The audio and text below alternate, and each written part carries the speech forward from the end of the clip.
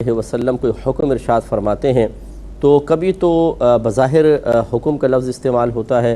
اس سے وجوب ہی مراد ہوتا ہے، یعنی سرکار صلی اللہ علیہ وسلم کوئی چیز ہم پر لازم کرنا چاہتے ہیں تو ایسا لفظ استعمال فرماتے ہیں جو حکم کے مفہوم پر مشتمل ہو، مثال کے طور پہ یہ کام کرو، یہ کام نہ کرو۔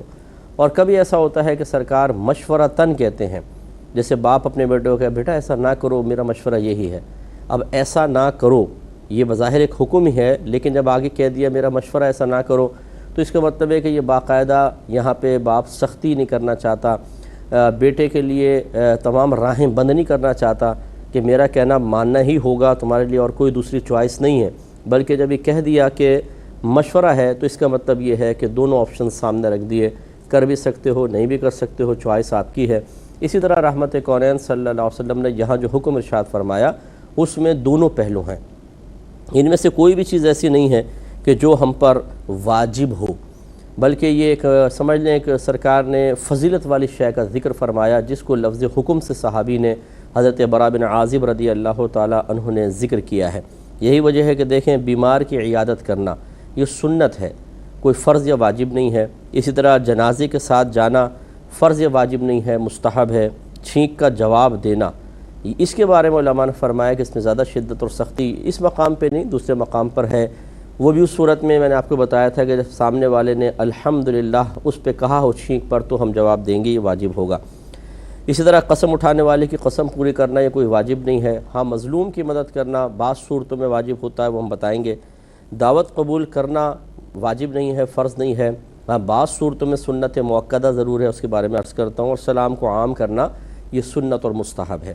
اس کی وضاحت اس لیے ضرورت پیش آئی، وضاحت کی ضرورت اس لیے پیش آئی کہ ہماری بہت سی عوام ایسی ہوتی ہے جو اسی قسم کی حدیثیں از خود پڑھ لیتے ہیں،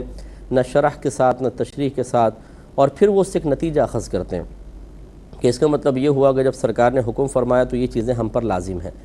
اور پھر جب ان کے ذہن میں ایک نتیجہ آ جاتا ہے جو ان کی اپنی جستجو اور اپنے اجتہاد کی وجہ سے ہوتا ہے، پھر وہ اس سے دوسروں کو پرکھنا شروع کرتے ہیں، اسے ایک بنا لیتے ہیں معیار، اور پھر یہ دیکھتے ہیں اگر ایک عالم دین کو پتہ چلا کہ جی کوئی مریض ہے، بیمار ہو گیا اور وہ عیادت کے لیے نہیں گئے تو کہتے ہیں دیکھو علماء کا حال بے عمل ہو گئے، نبی کریم نے تو حکم دیا تھا کہ عیادت کرو اور یہ نہیں گئے۔ تو یہ ایک بڑی گڑبڑ والی بات ہوتی ہے کہ جب یہ ہمارے جدید اور عظیم ریسرچر خود انٹرنیٹ پر بیٹھ کر اس طرح کے نتائج مرتب کرنا شروع کر دیتے ہیں تو پھر نہ علماء کی عزت محفوظ رہتی ہے نہ کسی اور دیندار کی۔ دین اگر اتنا ہی آسان ہوتا کہ آپ حدیثیں پڑھ کے قرآن پڑھ کے نتائج اخذ کر سکتے تو گھر گھر عالم ہوتا، گھر گھر مفتی ہوتا، پھر ان دارالعلوموں کی ضرورت کیا تھی۔ علم بہت وسیع ہوتا ہے اور اس میں بہت سارے پہلو ہوتے ہیں، ان تمام پہلوؤں کو، ان تمام چیزوں کو پیش نظر رکھنا انتہائی ضروری ہوتا ہے۔ ہر ایک کے بس کی بات نہیں ہے کہ وہ طبع آزمائی شروع کر دے، اسی لیے اب ہم جب اس کو اپنے بیان کیا تو کتنی ہم وسعت کے ساتھ آپ کی خدمت میں ذکر کر رہے ہیں۔ مثال کے طور پہ پہلی بات تھی کہ بیمار کی عیادت کرنا، اس میں آپ کو میں نے سمجھائی دیا تھا کہ یہ وہاں پر ہوگا کہ جہاں پر کوئی صحیح مسلمان ہے، اور صحیح مسلمان سے مراد اس کے عقائد صحیح ہیں، نیک ہے، باعمل ہے، باشرع ہے، اس کے لیے تو بہت اچھا ہے کہ اس کی عیادت کی جائے۔ اسی طرح کوئی قریبی رشتہ دار ہے، وہ چاہے فاسق و فاجر کیوں نہ ہو، اس کے پاس بھی جا سکتے ہیں بشرطے کہ اس کا کوئی منفی اثر آپ پر مرتب نہیں ہوگا۔ جیسے مطلب آپ جائیں تھوڑی دیر بھی بیٹھیں تو وہ ایسا مطلب کچھ ہائپنوٹائز سا کر دیتا ہے کہ انسان اس کی غلط باتوں کو قبول کر لیتا ہے، بہت تیز قسم کے ہوتے ہیں تو الٹی سیدھی سوچ دے دیتے ہیں، ایسا نہ ہو۔ اسی طریقے سے کوئی کسی ایسی بری عادت کے اندر یا برے پیشے کے ساتھ یا برے معاملات میں ملوث نہ ہو کہ اگر آپ اس کے پاس بیٹھیں تو آپ بھی اس کی وجہ سے بدنام ہوں۔ اور اسی طریقے سے کوئی بد مذہب نہیں ہونا چاہیے، جیسے میرے آقا صلی اللہ علیہ وسلم نے تقدیر کے منکرین کے بارے میں ارشاد فرمایا کہ تقدیر کے منکر میری امت کے مجوسی ہیں، ان سے خندہ پیشانی سے مت ملو، اگر یہ بیمار ہو جائیں تو ان کی عیادت نہ کرو، اگر مر جائیں تو ان کے جنازوں میں شرکت نہ کرو۔ تو اس کا مطلب یہ ہوا کہ اگر کوئی شخص ایسا ہے جو آپ کے سامنے صراحتاً دین اسلام کا مذاق اڑاتا ہے، اللہ کی شان میں الٹی سیدھی باتیں کہتا ہے، نبی کریم صلی اللہ علیہ وسلم کی شان میں، اہل بیت اطہار کی، ازواج مطہرات رسول صلی اللہ علیہ وسلم کی شان میں کچھ گستاخیاں کرتا ہے، تو پھر وہ اس قابل نہیں ہے کہ اس کے پاس جا کر اظہار ہمدردی کیا جائے، اس سے دور رہنا چاہیے۔ تو یہ طرح چیزیں اس میں ذہن میں رکھنی چاہیے۔ اور عیادت کا مفہوم آپ کو بتایا تھا کہ کسی مریض کے پاس جا کر اپنی گفتگو سے اس کا حوصلہ بڑھانا، اسے غم سے باہر نکالنا، جو ضرر اور تکلیف ہے اپنی اچھی باتوں کے ذریعے اس کی تکلیف کو تھوڑا سا کم کرنے کی کوشش کرنا، یہ عیادت کے مفہوم میں شامل ہے۔ اور پھر اخلاص ہونا چاہیے، کیونکہ آگے میں عیادت کے آپ کو فضیلتیں ذکر کروں گا، جو بہت زبردست فضیلتیں ہیں، وہ اسی صورت میں حاصل ہوں گی جب انسان اخلاص سے کسی کی عیادت کرے گا۔ اخلاص کا مطلب ہے اللہ تبارک و تعالیٰ کی رضا کی خاطر، یوں نہیں کہ چلو یار اگر نہیں گئے، جیسے اب بیٹی کی ساس بیمار ہو گئی، اب بچی کی والدہ جا رہی ہیں، نہیں بھائی جائیں گے نہیں تو وہ بڑھیا شور مچائے گی، یعنی بڑھیا شور مچائے گی، لفظ بھی ایسے استعمال کر رہی ہیں جس سے ظاہر ہو رہا ہے کہ اگر وہ شور نہ مچاتی تو کبھی بھی اس کے پاس جانے کے لیے ذہنی طور پہ تیار نہ ہوتے، لیکن جی بیٹی کو تانا ملے گا، پھر بیٹی کو برا بھلا کہیں گے، اس لیے ہم جا رہے ہیں۔ اسی طرح کوئی افسر بیمار ہو گیا، کوئی ماتحت جا رہا ہے، صرف اس لیے کہ نہیں جاؤں گا تو نمبر نہیں بڑھیں گے، ابھی جاؤں گا تو نمبر بڑھ جائیں گے اور کہیں گے بھئی چلو یہ آیا تھا تو افسر صاحب کو ہم پر رعایت کر دیں گے، عنایت کر دیں گے۔ تو اس طرح کی جب سوچ لے کر اور اس طرح کے مقاصد کے جن میں رضا الہی دور دور تک مطلوب نہ ہو تو پھر کوئی ثواب حاصل نہیں ہوتا، اس لیے اخلاص بھی ہونا چاہیے۔ اگلا سرکار نے ارشاد فرمایا کہ جنازے کے ساتھ جانے کا، یعنی صحابہ کہتے ہیں کہ سرکار نے جنازے کے ساتھ جانے کا حکم دیا، اس پر بھی ہم نے تھوڑا سا کلام کر لیا تھا، میں ریپیٹ اس لیے کر رہا ہوں تاکہ میرے جو نئے دیکھنے والے ہیں وہ بھی ہمارے ساتھ محو گفتگو ہو جائیں اور شامل پروگرام ہو جائیں کہ جنازے کے ساتھ جانے میں بھی یہی تمام چیزیں میں نے ذکر کی تھیں۔ نمبر ایک، وہ کوئی ایسا شخص نہ ہو کہ جس کے عقائد بالکل معروف ہوں، سب لوگ جانتے ہیں کہ غلط عقائد کا حامل ہے، اس کے جنازے میں شرکت کو منع کیا گیا۔ ابھی جس سے حدیث بھی آپ کو تقدیر کے منکرین کے بارے میں عرض کی، اسی طریقے سے کوئی بہت ہی بری عادات کے اندر مبتلا تھا، معروف شخص تھا، مثلا اعلانیہ شرابیں پیتا تھا، جوئے کھیلتا تھا، زنا اعلانیہ طور پہ سب کو پتہ یہ زانی ہے، تو پھر ایسے شخص کے جنازے میں شرکت نہ کرنا بہتر ہوتا ہے۔ ہاں اگر کوئی عام لوگ کر رہے ہیں تو چلیں ایک الگ بات ہے، لیکن اگر ہم نہ کریں تو کچھ بھی حرج نہیں، اور خصوصی طور پہ جو معظم دینی ہوتے ہیں جیسے علماء ہیں، فقہاء ہیں اور مشائخ عظام ہیں، ان کو تو اجتناب ہی کرنا چاہیے تاکہ عبرت حاصل ہو۔ ایسے اگر کوئی خودکشی کر کے مر گیا ہے تو اگرچہ اگر اس نے خودکشی کو آپ کے سامنے حلال نہیں کہا تھا، حرام سمجھ کے مرا ہے، اور اگر ہمارے سامنے ظاہر نہیں تو ہم یہ سمجھیں گے کہ حرام سمجھ کے اس نے خودکشی کی ہوگی، اور اسی طریقے سے اگر مطلب وہ کسی خودکشی کر کے مر جاتا ہے، حرام سمجھ کے مرا ہے اور توبہ نہ کر سکا، ہمیں پتہ چلتا ہے، تو بہتر ہے کہ اس کی نماز جنازہ عام لوگوں کو پڑھنے دی جائے تاکہ اس سے عبرت حاصل ہو، لوگ کہیں کہ بھئی دیکھو بڑے بڑے علماء اس میں اس لیے نہیں آئے ہیں کہ اس نے خودکشی کی تھی اور یہ حرام ہے، تو اس سے عبرت حاصل ہوتی ہے۔ تو ایسے کو تو جنازے میں شرکت نہیں کرنی چاہیے، اور اگر ایسا نہیں ہے، عام آدمی ہے، کوئی بری عادات میں گرفتار نہیں، کوئی عقیدے کی خرابی اس کے ساتھ نہیں ہے اور طبعی موت مرا ہے، یہ ایکسیڈنٹ کے اندر فوت ہو گیا، لیکن بہرحال خودکشی نہیں کی ہے، اللہ کی طرف سے جو اچانک معاملات ہوتے ہیں ان میں مبتلا ہو کر وہ فوت ہوا ہے، تو بہت بہتر ہے کہ اس کے جنازے میں شرکت کی جائے، پہلے جنازے پڑھیں پھر اس کے بعد دفن تک اس کے ساتھ رہیں تو بہت ہی افضل اور اولیٰ ہے۔ لیکن اس میں بھی اخلاص ہمیشہ پیش نظر رکھیں، یہ ہر عبادت میں ہونا چاہیے، تو جنازوں میں شرکت کے سلسلے میں بھی اخلاص ہونا چاہیے۔ تو نماز جنازہ پڑھیں اخلاص کے ساتھ، یوں نہیں کہ دکھانے کے لیے پڑھ رہے ہیں، اور بعض تو ایسے ہم نے دیکھے ہیں کہ وہ جنازے میں شرکت کا یہ مفہوم سمجھتے ہیں کہ بس ساتھ قبرستان تک چلے جاؤ،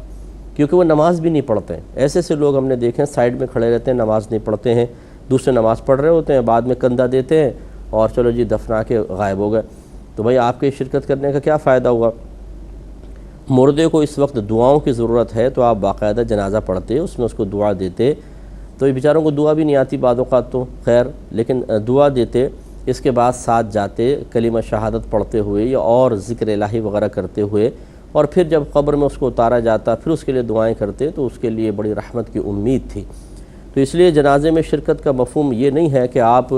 ساتھ جا رہے ہوں اور ہنسی مذاق ٹھٹا چل رہا ہو اور کاروبار کی آپ باتیں کر رہے ہوں، اس طرح کے جنازے میں شرکت شریعت کو مطلوب اور محبوب نہیں ہے۔ یہی وجہ میرے آقا صلی اللہ علیہ وسلم نے ارشاد فرمایا کہ جو جنازے جس نے کسی کا جنازہ پڑھا اس کے لیے 1 قیرات اجر ہے، اور اگر کوئی کفن دفن تک ساتھ رہا، یعنی دفن کرنے تک ساتھ رہا، تو اس کے لیے 2 قیرات اجر ہے، اور 1 قیرات کئی احد پہاڑ کے برابر ہے۔ کتنا ثواب ہے زبردست قسم کا۔ تو اگر وقت ہو، یہ بھی ہوتا ہے کہ کبھی کبھار وقت نہیں ہوتا، جنازے میں شرکت کر لیتے ہیں، اس کے بعد اب جانے میں، پھر دفنانے کے اندر قبرستان تک جانے میں کافی ٹائم لگ جاتا ہے، تو اگر کوئی نہیں گیا تو گناہگار نہیں ہوگا۔ اسی لیے میں نے آپ کو بتایا کہ یہ کوئی واجب نہیں ہے کہ جنازے میں شرکت کی جائے۔ اور اسی طریقے سے اگر اور دوسرے لوگ جنازہ پڑھ رہے ہیں اور کوئی شخص نہ آ سکا تو نماز جنازہ فرض کفایہ ہے، یعنی اگر ایک شخص بھی جنازہ پڑھ لے تو پورا شہر بری الذمہ ہے، لیکن اگر ایک شخص بھی ادا نہ کرے تو پھر سب کے سب گناہگار ہوں گے۔ تو اگر کچھ لوگ پڑھ رہے ہیں اور ہم نہ پہنچ سکے تو یہ فرض تو نہیں تھا جنازے میں شریک ہونا، لیکن افضل اور مستحب ہے۔ آج ہم کسی کے جنازے میں شریک ہوں گے، کل کوئی ہمارے جنازے میں شریک ہوگا۔ اس کے بعد چھینک کا جواب دینے کے بارے میں آپ کو بتایا تھا کہ اگر کسی نے چھینکا اور الحمدللہ رب العالمین کہا اور وہ ہمارے کان تک آواز آ گئی تو پھر ہمیں اس کا جواب دینا واجب ہو جاتا ہے، اور وہ ہے یرحمک اللہ۔ اگر مرد ہے ایک تو یرحمک اللہ، اگر عورت ہے تو یرحمک اللہ، اگر 2 ہیں تو یرحمکم اللہ، اور اگر جمع ہے 2 سے زیادہ، بہت ساروں کو چھینک آ گئی ایک ساتھ انہوں نے الحمدللہ رب العالمین کہا تو یرحمکم اللہ یوں ہوگا۔ اور اگر ایک عورت ہے جسے بتایا یرحمک اللہ، پھر اگر 2 عورتیں ہیں تو وہی جو مرد کے لیے ہے یرحمکم اللہ، اور اگر 2 سے زیادہ ہیں تو یرحمکن اللہ یوں کہیں گے۔ اگر یاد رہے تو یہ ضمیریں بدلتی ہیں ذرا، حاضر کی ضمیر ہے کا، یہ یوں ہوتا ہے کا کما کم، کی کما کنہ، یہ پوری ایک تفصیل ہے۔ کا واحد مذکر حاضر کے لیے، کما تثنیہ مذکر حاضر یعنی 2 کے لیے، اور کم جمع مذکر حاضر کے لیے ہوتا ہے۔ جمع مذکر حاضر جو سامنے موجود ہوں، 3 یا 3 سے زائد ہوں اور مرد حضرات ہوں تو جمع مذکر حاضر بنتا ہے۔ پھر کی واحد مؤنث حاضر، اور کما تثنیہ مؤنث حاضر، اور کنہ جمع مؤنث حاضر کی ضمیر ہوتی ہے، حاضر کے لیے استعمال ہوتی ہے۔ اگر ترتیب ذہن میں رہے تو بہت اچھا ہے۔ اس کے بعد فرمایا کہ قسم اٹھانے والے کی قسم پوری کرنا، تو یہ بھی میں نے آپ کو بتایا تھا کہ ایک تو اگر کوئی کسی کو قسم دے دیتا ہے تو واجب نہیں ہو جاتا کہ ہم اس کی قسم کو پورا کریں۔ جیسے دوست بعض اوقات کہتے ہیں یار دیکھ تجھے قسم ہے میرا یہ کام کر دے، تجھے قسم ہے یار، تو اس کا مطلب یہ نہیں کہ آپ پابند ہو گئے۔ ہاں اگر وہ آپ نے جواب میں ہاں کہہ دیا تو پھر آپ کی سمجھ لیں وہ قسم اس کی نہیں رہی، اب یہ آپ نے گویا کہ قسم کھا لی ہے۔ جیسے کوئی کہا یار دیکھ قسم کھا تو فلاں سے نہیں ملے گا، آپ نے کہا ہاں ہاں، تو بس جیسے ہی ہاں ہاں کہا تو آپ نے صرف ہاں ہاں کہا ہے، لیکن گویا کہ آپ کیونکہ اس کے ایک کلام کے جواب میں یہ کلام کہہ رہے ہیں، تو جب جواب میں کوئی کلام ہوتا ہے تو جو سامنے پہلے بات کہی ہوتی ہے پوری کی پوری یہاں بھی گویا کہ شامل ہے اور موجود ہے،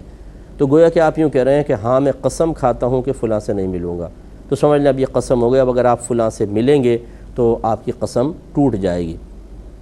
تو خلاصہ کلام یہ ہے کہ کوئی ہم پابند تو نہیں ہو جاتے، لیکن کبھی ایسا ہوتا ہے کہ اگر کسی نے کوئی ایسی قسم دی ہے جس کے پورا کرنے میں کوئی شرعاً حرج نہ ہو تو بہتر ہے کہ اس کو پورا کر دیا جائے، اچھی بات ہے، لیکن اگر کوئی اس طرح کی نہیں ہے تو پھر نہ کریں۔ بعض اوقات والدین ہیں وہ کہہ دیتے ہیں بچوں کو تمہیں قسم ہے کہ فلاں سے نہ ملنا، تمہیں قسم ہے کہ فلاں کام کر لینا، خصوصاً وفات سے پہلے جیسے کہہ جاتے ہیں، تو ان کی قسم پوری کرنی چاہیے، بہت اچھی بات ہے، بشرطے کہ اس میں شرعی قباحت نہ ہو۔